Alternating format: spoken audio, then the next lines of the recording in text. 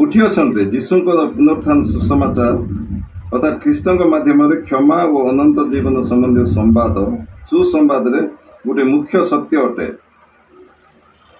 पुनरुत्थान व्यतीत ख्रीष्ट अनुगामी मानक निकट अन्य कौनसी भरोसा रहिब नाही और सेमानकर विश्वास और ख्रीष्टଙ୍କ संबंधी साक्ष्य निरर्थक हेब। तेणु जीशु विशेष करके आम को केतोटी विषय शिक्षा देवाई चाहते। प्रथम विषय होची से ईश्वर को पुत्र बोली यह प्रमाण करे। जवान तार 10:17-18 से ईश्वर को पुत्र बोली यह प्रमाण करे। जीशु ख्रीष्ट होती प्रकृत में ईश्वर को पुत्र। से 100% मनुष्य एवं 100% ईश्वर। कहीं जॉन पुस्तक 1:1 लिखा अच्छे in the beginning there was a word and that word was with God and that word was God.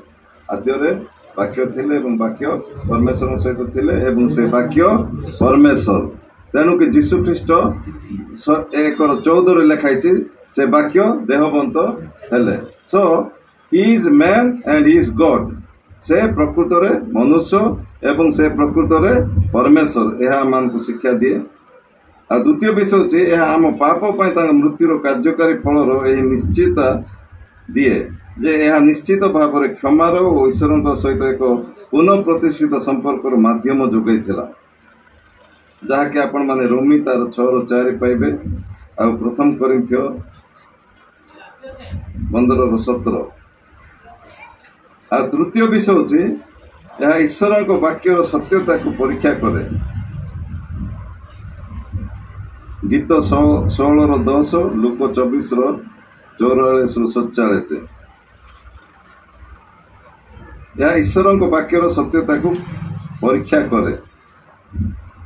माने ईश्वर को वाक्य ठीक, it is right, there is no any false or wrong. से किसी मिथ्या विषय नहीं बोली ता प्रकाश करे। और चतुर्थ विषय होची यह दुष्ट मान भविष्य दंडर प्रमाण अटे। जमी प्रेरित 17:30-31 आपण मान पाई परिबे।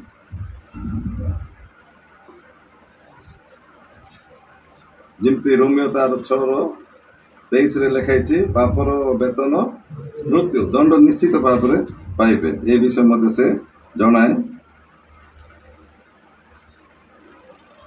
यही पंचम विषय होची यह ख्रीष्टंकर पवित्र आत्मा को दान पाई और लोक मान प्रति नूतनीकृत आत्मिक जीवन पाई परिहार्य।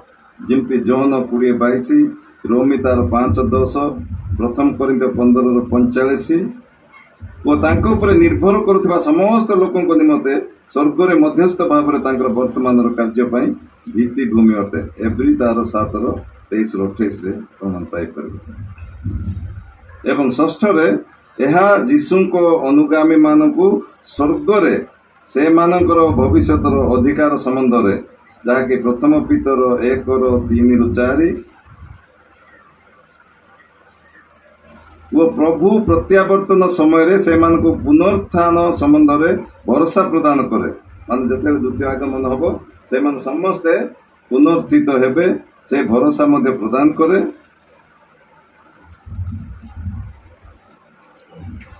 यह आमर दैनंदिन जीवन रे पाप उपरे ख्रीष्टों को उपस्थिति और शक्ति को उपलब्धि कराए। गालाती 2:20 और एफिस 1:18-20।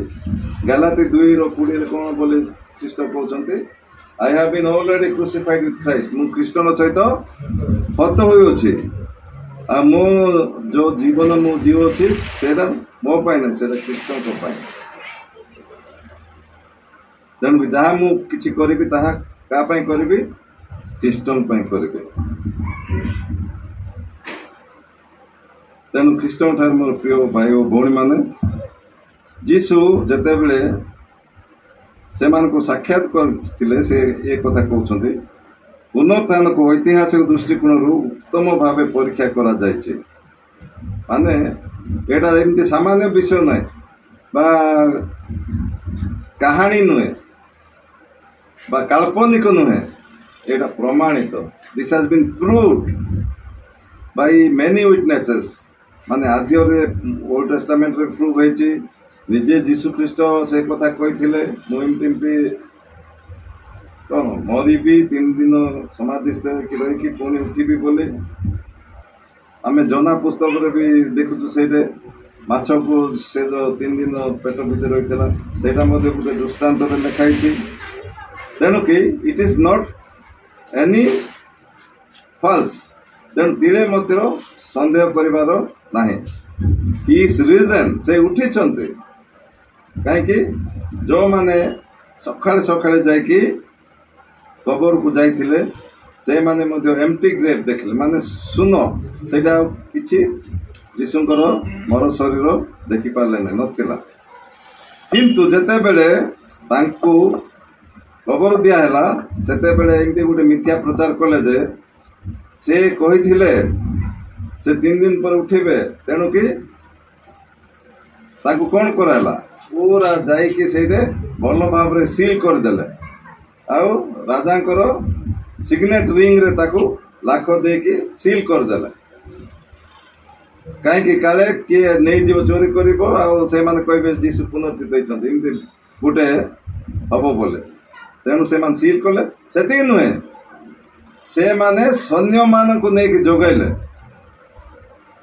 माने बैच बाय बैच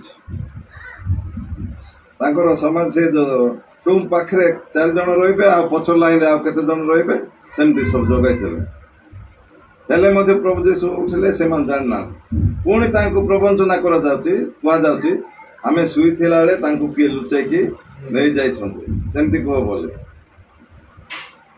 किंतु आमे प्रकृत रे जानि पारुछु ए तो अल्प उदाहरण देले मु प्रमाण किंतु सब गॉस्पेल रे माथ्यू मार्क लूक जॉन रे विभिन्न प्रकार लोक जो माने साक्ष्य देइछन्ति से मान निजे जीशु को देखि छन्ति मृत्यु वर्ण कला परे पुनर्थित जीशु को से मान निजे देखि कि से साक्ष्य गुडा देइछन्ति तेणु यह प्रकृत सत्य घटना सेति पई आमे विश्वास करिबा दरकार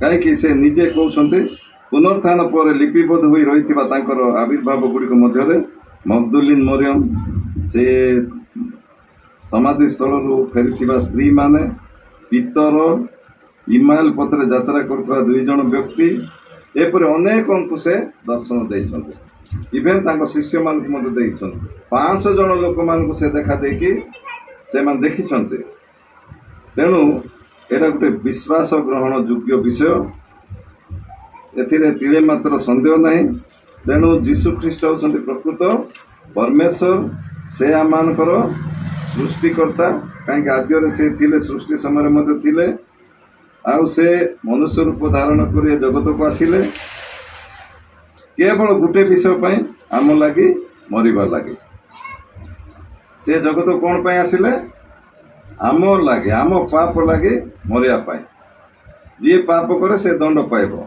आमे से दंड पाइबा कथा आमे क्रूस रे टंगा जीवा कथा किंतु हमको सब्स्टिट्यूट करके से निजे दंड पाइले क्रूस रे केते कष्ट सहिचंती आपण माने बाइबल अध्ययन कले जानि परिबे केते कोरोना मार खाइचंती केते तांको आघात करा जायछि कंटारे हाथ गोड़ रे मरा जायछि गोटे माने कंटार मुकुट मुंडर लगा जायछि वर्षार तांको ये करा जायछि माने केते करा जायछि केते कष्ट से सोई नांते से तुलना रे आज आमे बहुत खुशी रहछु बहुत आनंद रहछु तेणु आमे हमर विश्वास को कोन करिया दरकार दृढ़ करिया दरकार आउ से जे परि भाव रे जीवन यापन करथिले ठीक से परि भाव रे आमे मध्य जीवन यापन करिबा दरकार ताहेले प्रभु आम ऊपर संतुष्ट हेबे परिशेष रे कहबे शाबाश well done my dear son well done my dear daughter जदि ए कथा आपण माने लास्ट समय रे प्रभु थार सुनिबा चाहछंती ताहेले आमे वाक्य अनुसार जीवन यापन करिबा काहे कि obedient is better than sacrifice obedient is better than sacrifice बाध्यता बलिदान अपेक्षा श्रेयस्कर तेणु प्रभु आम को आशीर्वाद करंतु विशेष करी ईस्टर संडे रे आम को ए प्रकार बुद्धि ज्ञान दिंतु आम जेपरि हृदबोध करवा कन्विन्स हेबा जे प्रभु जीशु मो लागि मरिथिले मो लागि से मृत्यु वरण कले किंतु मृत्यु तांको डरिकी रखी पारला नहीं से पुणी उठिले एवं पुणी थे आसिक आमको समस्त को से नहीं जीवे ए विश्वास आम दृढ़ीभूत होगा ता संगे संगे आम जहाँ हृदबोध कर निज ठारे सीमित न रखिकी अन्य पाखु जाकि कहवा ए अल्प शिक्षा प्रभु आशीर्वाद दिंतु।